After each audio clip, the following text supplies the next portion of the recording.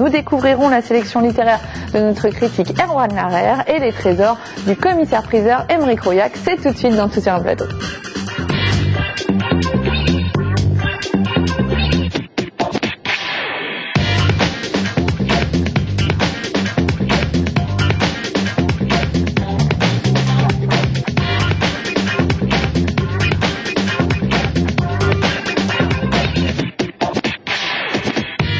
Je vous présente Erwan Larère, notre critique littéraire de la semaine. Bonsoir Erwan. Bonsoir Émilie. Vous avez fait une petite sélection, 3 ouvrages, 3 styles différents. 3 ouvrages, 3 styles, un peu autour de la noirceur.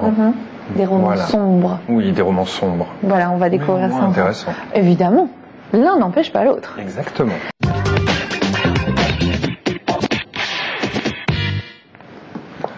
Erwan Larère, vous avez fait donc une sélection de 3 ouvrages pour nous cette semaine. On disait 3 ouvrages assez sombres. 3 ouvrages assez sombres, oui. Le premier, c'est donc Bernard Foglino, Bienvenue dans la vraie vie.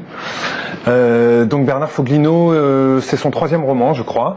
Moi, je l'ai découvert avec le précédent qui s'appelait La mécanique du monde. J'avais été très attiré par le titre. À l'origine, il était analyste financier, c'est ça? Il était analyste financier, donc là, il sait de quoi il parle, puisqu'on va se retrouver plongé dans...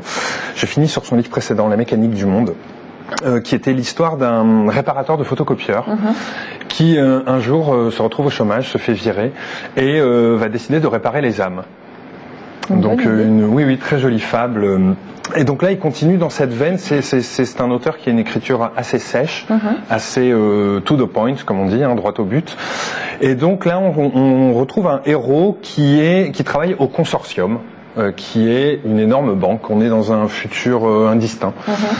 Et qui est chargé de trouver des sociétés sur lesquelles on peut miser.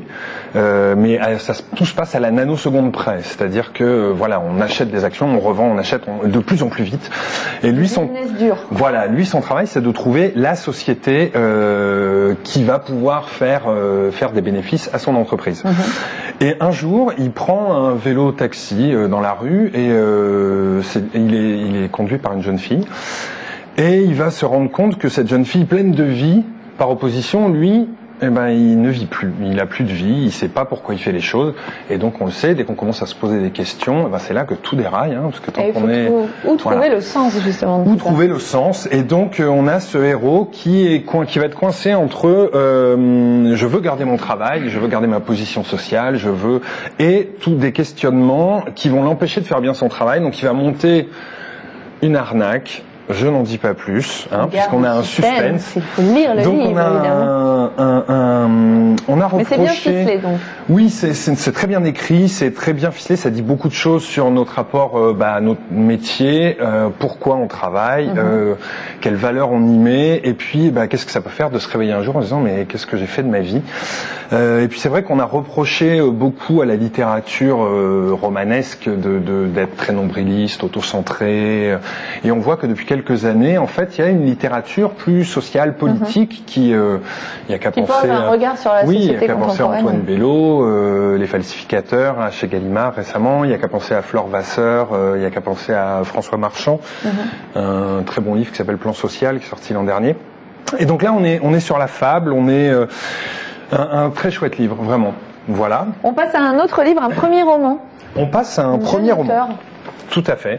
Donc rien à voir. Là, on va être rien à voir si ce n'est la noirceur.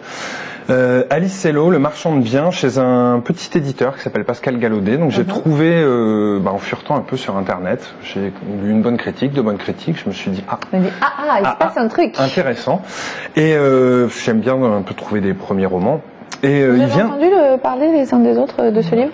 Moi, je l'ai découvert. Il vient d'être couronné par le prix Tide Monnier de la Société des gens de lettres, il y a 2 jours. Et il succède au palmarès à Stéphanie Hochet. Donc Stéphanie Hochet, qui est une excellente auteure. Et donc là, on est plongé dans une ambiance un peu kafkaïenne, un peu Topor. Je ne sais pas si vous connaissez Le Locataire, donc Polanski a fait un film. Un peu Maupassant. Ça commence très simplement, c'est Max qui touche un petit héritage. Sa femme est enceinte, lui il est professeur, donc il veut acheter un appartement. Jusqu'ici, tout va bien. Voilà. Donc il visite des appartements. C'est logique. Et il va tomber sur un appartement qui va un petit peu l'envoûter en même temps que le marchand de biens, qui est un marchand de biens boiteux, un peu étrange, qui lui fait l'article, mais sans lui faire l'article. Et donc il va visiter cet appartement, et puis il va repartir, et puis il va se rendre compte que cet appartement l'obsède, le marchand de biens l'obsède, l'assistante du marchand de biens.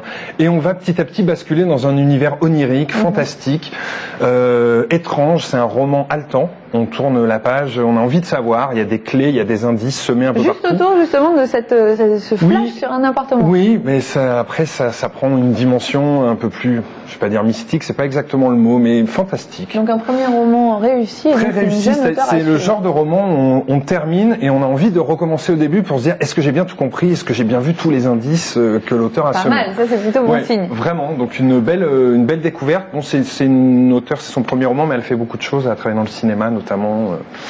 À suivre. À suivre. On passe à un dernier livre. Alors, on a très peu de temps pour celui-ci, je vous le dis. Donc, on est passé du premier roman au 30e roman. Voilà, Philip Roth, donc qui est un des Là, pour le coup, tout le monde le connaît. Voilà, un des plus grands auteurs vivants américains, 80 ans. La Tâche, pour ceux qui connaissent pas, porté au cinéma avec Nicole Kidman, Anthony Hopkins, mal porté au cinéma. Mais donc là, on a un livre sur la vieillesse, sur la mort. C'est un acteur qui se rend compte qu'il ne peut plus jouer. Une star qui se rend compte qu'il ne sait plus faire, il ne sait plus incarner ses personnages. Donc voilà, donc on a une fable évidemment sur le moi social. Quand on vieillit, est-ce qu'on arrive encore à jouer le jeu entre guillemets? Et il va rencontrer une jeune fille, enfin qui n'est plus si jeune que ça. Il va se passer une histoire entre eux. Plus jeune que lui en tout cas. Beaucoup plus jeune que lui. Une histoire entre eux qui va pas très bien se passer.